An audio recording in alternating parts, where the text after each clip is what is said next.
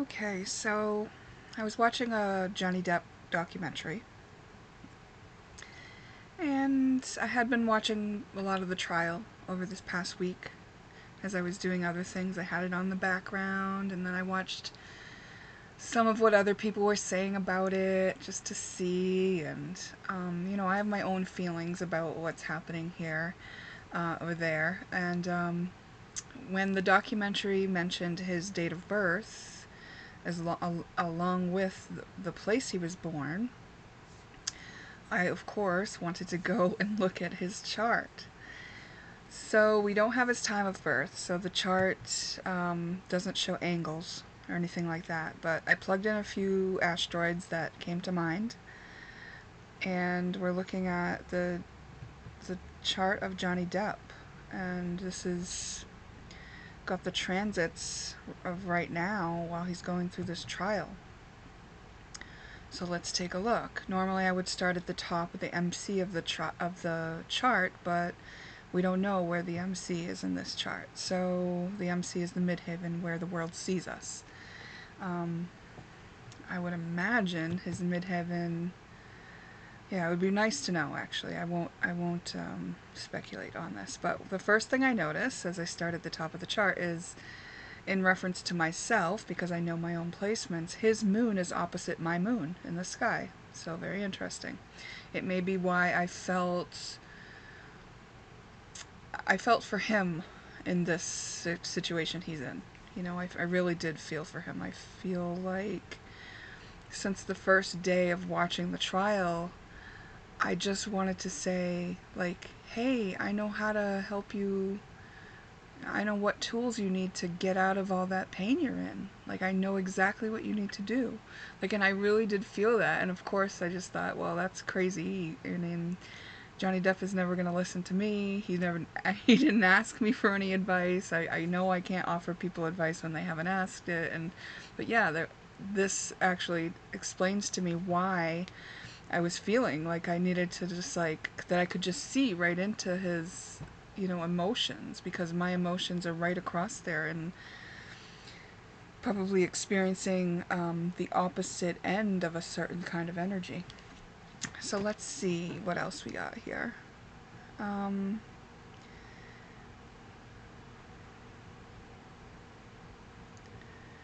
We've got Vesta and Saturn. He's having his Saturn return. Okay, so that's a pretty major thing right there. Your Saturn return, this would be his second Saturn return. The first one would have happened around his late 20s, early 30s. This is his second Saturn return. Saturn return is a time when you reap the rewards for all of your hard work, and you also have to take responsibility for the places where you haven't yet. Okay, and so what I see is that it's his emotional wounding patterns that he's having to take responsibility for. Because if we look over here, this is Chiron. Chiron is the wounded healer, and it shows where our deepest wound is. And here we have Nessus. It's an asteroid that signifies abuse, and it's transiting conjunct his Chiron right now. Okay, so what that tells me is abuse patterns are being impressed upon him, and actually it does look like the other party's defense attorneys are quite abusive toward him. Like, it doesn't look like a fun time up there on that stand so far, So his deepest wound is being pressed on, but if we skip over to here to where Chiron is transiting in the sky right now, it's transiting his Jupiter. Jupiter is a beneficial influence, but it also expands everything. It makes it bigger, louder. So this tells me that him having these wounds pressed on right now is actually going to be very beneficial for him afterwards. I'm sure it doesn't feel good right now. I'm sure it feels very painful, and because that pain is being pressed on, if he will go through that pain, I doubt that he could probably even escape it with his usual methods at this point, right? Those methods were used to sustain the escapism for a long time, but now is his time to heal it. Like, it really is. So I think that probably circumstances in his life are going to be pressing on him to do that. Now, the other thing we can see here is Jupiter has a biquintal over here to Ceres and Juno. So there's a gift in this for him. The gift of finding unconditional love and committing to himself, right? Because there's a certain level of codependency that is surfacing in telling his story, right? You don't get into a relationship with somebody who treats you that way unless you're both a bit codependent. And I know this because I have been codependent. I've been in a lot of those positions that they've kind of talked about, and I've been able to heal, those things. And I'm not saying that I feel what they feel or know what they're, anything about exactly what they're feeling. I just know that those things can be healed, and I understand the components that create that situation. Okay, so, but it also shows an inconjunct right with the gift, so it means it's not easy. It's not easy. Maybe he doesn't see that as an option, because what it takes is, like, his deepest wound comes directly from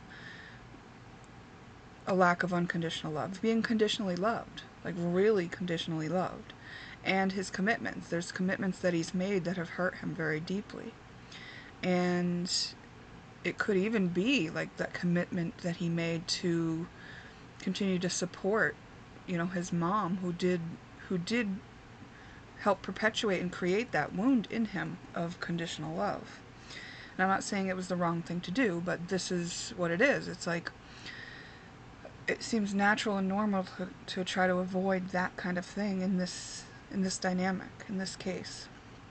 So if we come back over here, let's see that we didn't miss anything. So in these late degrees, there's 5, 10, 15, 20, 24, 26, Zeus and Angel. Okay, we're gonna keep going. There's at 14, 16, 25, 28. Okay. So now we've got the North Node is conjunct Mercury in the sky. And so everybody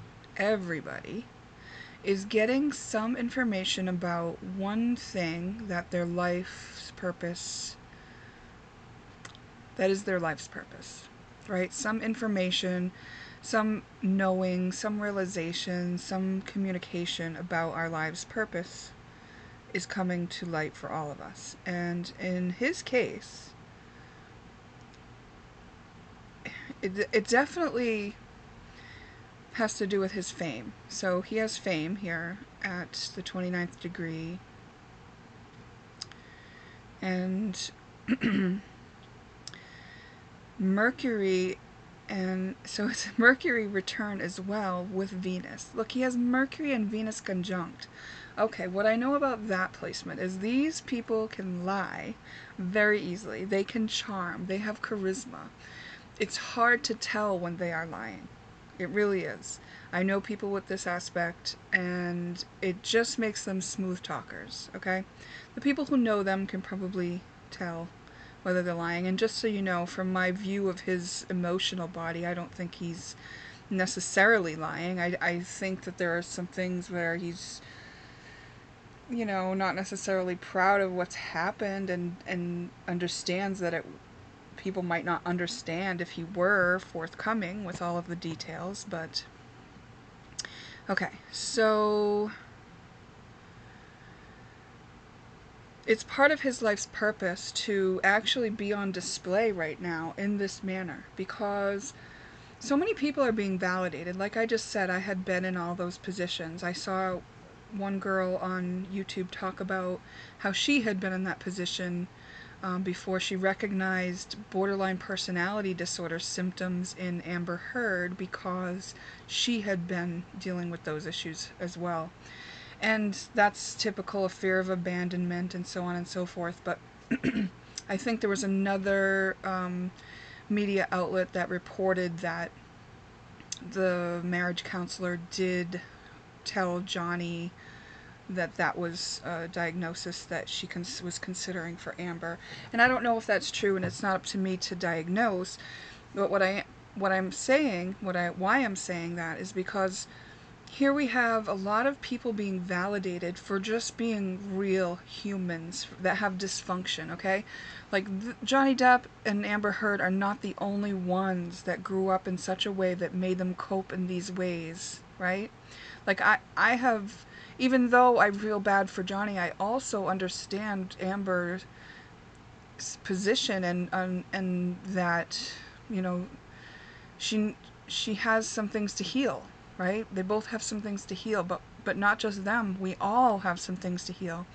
And even these people who are perceived as very successful and making it, and, you know, they are just normal humans. And I think it's so beautiful and so important, and was part of his purpose, I think, because of the amount of success and how well known and how well loved he is, how well liked. He can use that position to show people, you know, that we are all humans, we all have some work to do, and it's okay. It's okay. And I think the most beautiful thing that could come out of this is that both of them realize, right, instead of doing this hiding thing and trying to cover it up, and if they can both realize their authenticity and really let that show through, I think that would be the most valuable thing for them as examples to the rest of us. But we'll see how that goes, right? So his fame is at 29 degrees Taurus, which is interesting. My sun is right across the sky from that. So, you know, it's just interesting to me because 29 degrees, it's something that he came to do. It's something he was equipped for doing, and it took many lifetimes in order for him to get to the point where he could achieve what he has achieved. Okay.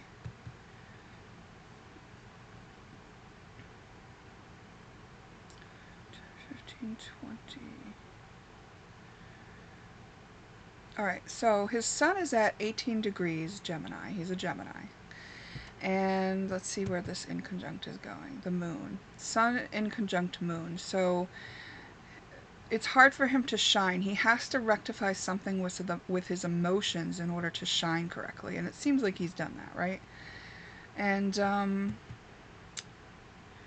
but he may have suppressed or denied part of his emotions in order to achieve what he's achieved. We'll see, right?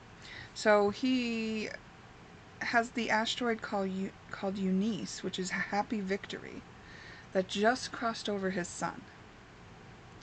So maybe that was just signifying a win in court on that particular day. What was that, like two days ago? And I think that was the first day that he testified. I think he's just been testifying 2 days so far. It might have been 3. But either way, it was a day that was considered a victory for him. So whatever happened, and if it happened that day that he was knocked down a notch, that he felt like the other side got the upper hand, then I would say that that is for his benefit overall. Okay? And there was a part of me just watching as an onlooker and a spectator to the trial that thought, well, perhaps the jury would feel empathy for him since he is being so beat on by the other party's attorneys. You know, that was just a thought that I had. Okay. So here, let's come around to Leo. He's got a lot of stuff in Virgo. His Mars is in Virgo. Good attention to details. Champion.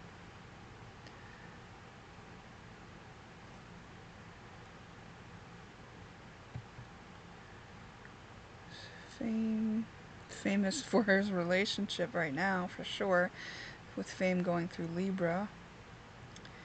And here we've got 23. Okay, look at this. Check this out.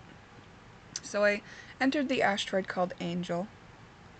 and it's at 23 degrees Scorpio, directly across from his abundance, right? So his abundance is protected, and also his past life, something from earlier on in his life or a past life, is being pressed on here, and there's an angel here to protect him.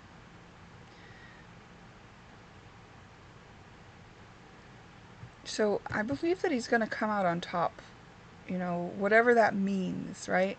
And even if that means that he is found guilty in some capacity, or he doesn't win the case of being defamed, the win is that he got to express himself where he didn't have a voice for a long time. He didn't get to be seen, be validated, be understood fully. You know, we understood him as an actor. But how well has he really let us know him, you know, on the inside? And it seems that the people who know him really love him and really appreciate him and really find him to be a kind, gentle being. And he has a trine here between the Mercury, Venus, the Moon, and the Juno. So he's a really committed kind of person. He likes to be in a commitment. It works well for him to be in a commitment. Things that are much more difficult for him is why he has this angel. This angel is here for him. This angel is also influencing the things that he does say. Maybe that's why he's kind of more full of pauses and hesitations and things like that when he speaks, because maybe he knows, maybe there's some sort of feeling that he has, right, where he just knows that he needs to take his time with his expression. He knows how powerful his words can be and how solid and like how they can land. And I think that maybe partly why he speaks so frivolously, so that he's not taken seriously. Like, it's on purpose that he doesn't want it to fall so heavily, so he gets more poetic and fanciful with his words, because he has probably seen how heavy his words can fall, and how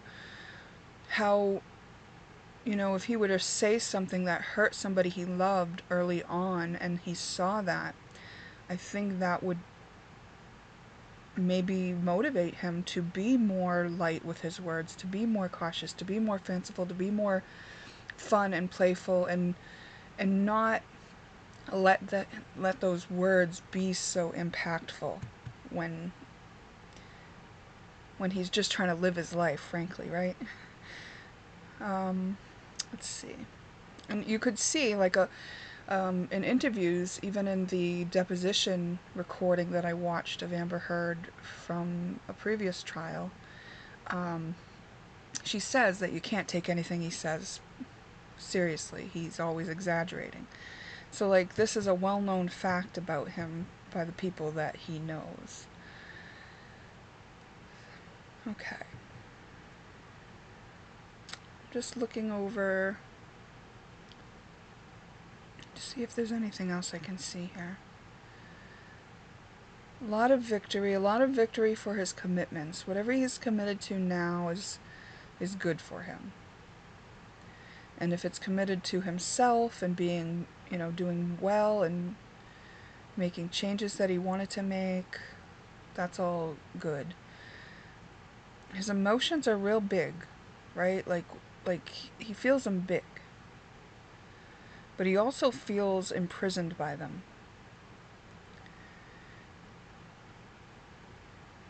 And let's see what else I can see.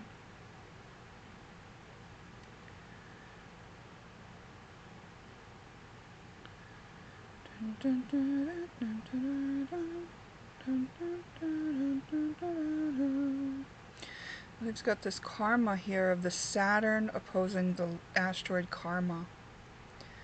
Saturn at 23 degrees Aquarius. Saturn making squares to Neptune and his Venus and Mercury. Okay, that expression thing, that's a karmic thing. Okay, it may not have even originated from this lifetime that his words hit so heavily. And also, these love lessons that he's learning, definitely from a karmic pattern, something that he wanted to learn from this lifetime. And also, like, this balance between being structured, being caged, and being free, and being elusive and illusionary and free. It's very interesting. Now, I bet he has psychic abilities in some capacity. Perhaps it's been all drowned out if he's using drugs heavily and things like that. He probably has an inner voice that probably has been trying to get him to listen to these kind of emotional wounds for a long time to understand them better, because once we understand them, we can release them. And partly, he really is open to a lot more, right? Because this Chiron is in Pisces. And maybe that's why he hasn't wanted to open up his emotional body, and it's been contained by the wounds, but opening it up into this space that's so vast, like, it's like, will it ever end? It's like, you don't know, right? Like, so he really would benefit from making himself a container to do that in, and a container of his own, like whatever works for him, where he feels safe, what he feels good and like is the right place for him to work through and accept the things that he has going on in his emotional body.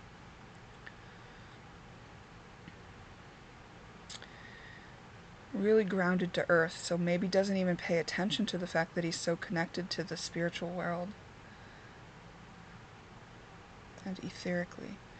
So just in case I share this, and just in case Johnny Depp ever has an opportunity to hear my humble opinion on his chart, I would say that, first of all, I'm just one. I'm seeing through my own biases and limitations. I'm using my intuition, and this was just kind of for fun, but I'm not making fun. You know, I really do feel this, like, kind of this emotional body, this like I feel it right now, you know, like I can feel that this is a heavy, serious thing, and I really am rooting for him and holding space and really in awe and also appreciation for him being in the position he's in, coming into Earth to do what he's doing, and I really do wish him well. And as far as healing those wounds, sitting with each emotion, so every time an emotion comes up, it's like you accept it, you be present with it, reparent it like it's your child. Do for yourself what you've done for your children. Now, I heard him say that he knew what to do to be a good father, which was the opposite of what was done to him. And one thing I've learned in my own healing journey is when we do it that way, it takes a lot of friggin' energy, right? Because we're trying to do in the opposite direction of what was done to us. It takes a lot of energy because we're also working against our own programming. If instead we rest in and make it okay to feel what we feel, of course this does not mean act out in strong emotion, but be present with and reparent and treat those hurt parts of ourselves as if they are our children. Collect them back in, make it okay. Give ourselves what we needed when we felt that way. Give it to ourselves consistently. Let ourselves cry if we need to. Let ourselves feel it completely and be present with it.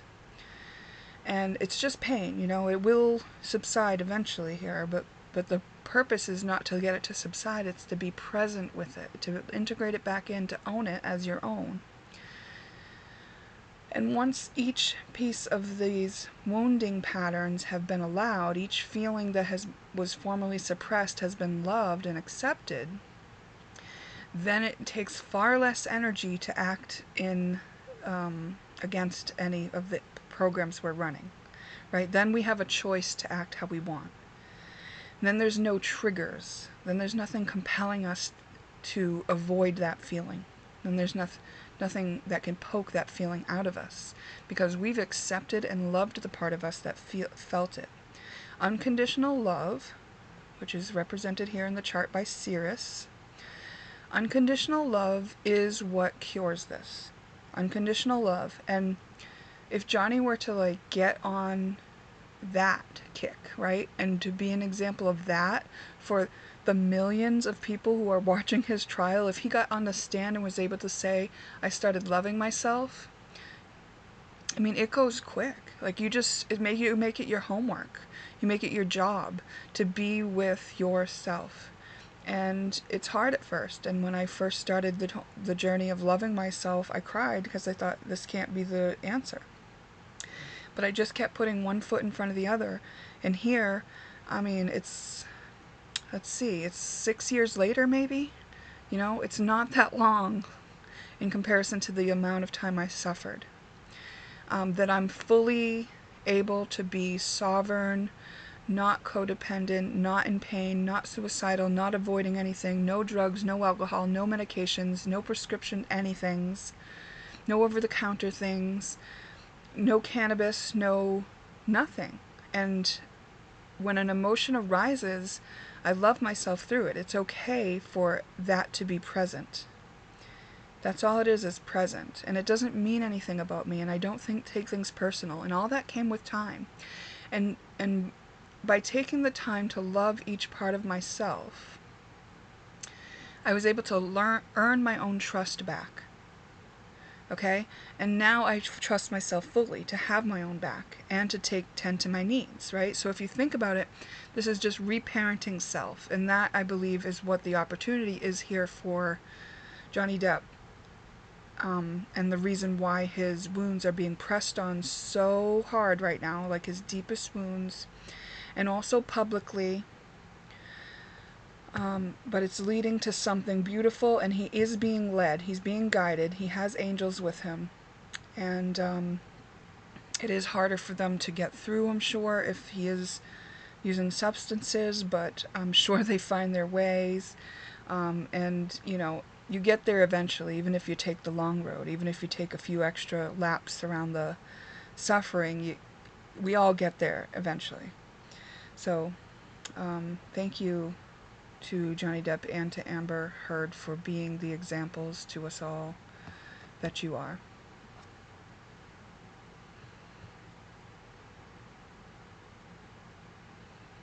You know what? Before I stop this, I'm going to look at the progressed chart. So the progressed chart shows us where things have progressed to, and it's probably just more of the same stuff, but I just want to take a peek. Why not while I have you all here, right? I don't know how long I've gone on talking, but we'll see. Okay, so progressed chart just shows where things are at progressed to now. That was the birth chart we were looking at before. Okay, so yes, the angel's still with them here. This is very interesting because I said everybody's having a piece of their life's purpose poked on and talked about right now. And his angel right now is right on my life's purpose. So that's very interesting. And I have, like I said, been compelled to watch his trial. And to be honest, because I've been so busy healing and understanding and just being really careful about what I feed myself, I mean, like, as far as entertainment, like, I don't even use, like, social media the way I used to keep in touch with people. I've taken that out, and I don't watch scary movies, and I don't want, but lately I've just been compelled to watch this dramatic thing unfold, which is not something I would normally do. So I do think that it is giving me some sort of inspiration towards what I will be doing and what my purpose is. So that's just a side note. Yeah, totally. Interesting. So his Pholus is on my ascendant as well. So he has what you can devote yourself to coming up on Zeus. So he's got a lot of strength with him, and maybe even some stubbornness. Let's see what else. 5, 10, 15. Yeah, his moon has moved into where his Chiron is, right? So we talked about in the other chart where his emotional body was, and his wound was being pressed on, and here they are together, being pressed on, and in a way that right across this chart we've got Pallas Athene at 11 degrees with Pluto. Holy crap. This is seeing patterns. Pluto allows you to transform. So he's seeing the patterns in his emotional body where he is wounded, and he's seeing them big. Now when you go on stage, you take note of how you are, right? Like if you're just with someone who you know loves you unconditionally every day, you just, you're not really paying as much attention to how you're being. But when you know different people are going to be watching you, you might start considering how you look, right? And so this is very helpful to him in that way. He's got a reason to consider how he looks to others, and that will help him see some patterns. 14. Just going around the chart here quick to see if there's anything else standing out. Look, here's this Sirius, unconditional love, coming up on his fame. And I think that that's a beautiful thing, and it's like that is where he is going to be shown unconditional love by his fans. There are fans that are definitely going to support him despite anything that comes out. And that may be also very helpful for him to decide to love himself unconditionally as well. So just as much as he's being an example for all of us, perhaps we are an example for him as well, and we maybe return the favor by loving him unconditionally, enough of us, so that he can take the initiative to do that for himself, and perhaps we balance the scales there, because he gave so much of himself through his entertainment, and that depth did come from the pain. And we saw that because his pain is in Pisces. It's the never-ending well. Okay.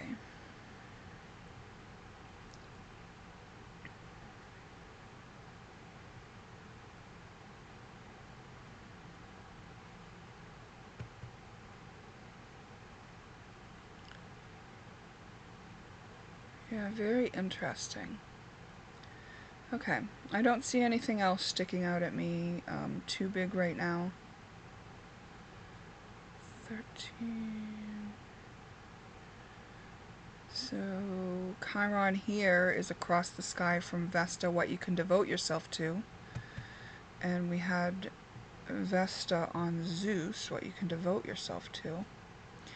So think about Zeus energy. And this is happening in Libra, the relationship sector.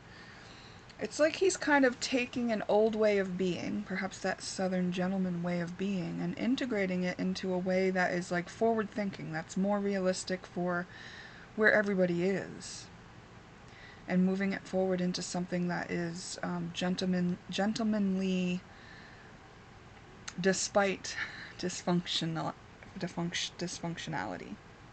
That's just a speculation. But he has the power to do it. He has the power to do it. He could show everyone how he takes the high road. It's never too late for that. And sure, a couple people might say, oh, he did that just for show because we're all watching. Who cares? Who cares what motivates a person to do better? If they're taking the initiative, then great,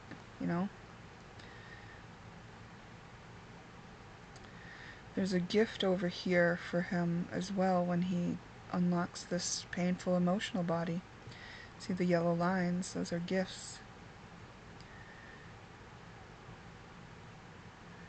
The chaos is actually helping him transform. It's very beneficial to him. He may have done some things to excess in a past life that are kind of coming back on him. And that would be definitely true with that Zeus energy. It's like raining in Zeus in a way. Very interesting. We've got Champion over here with Mars. So, I mean, it's in Libra, the relationship sector. So, through this chaos, perhaps he comes out a champion. And like I said, we don't know if that means he wins the case or not. Whatever it is, though, it's beneficial to him. Really cool, really beautiful. Well, you go, Johnny. Go, Johnny, go.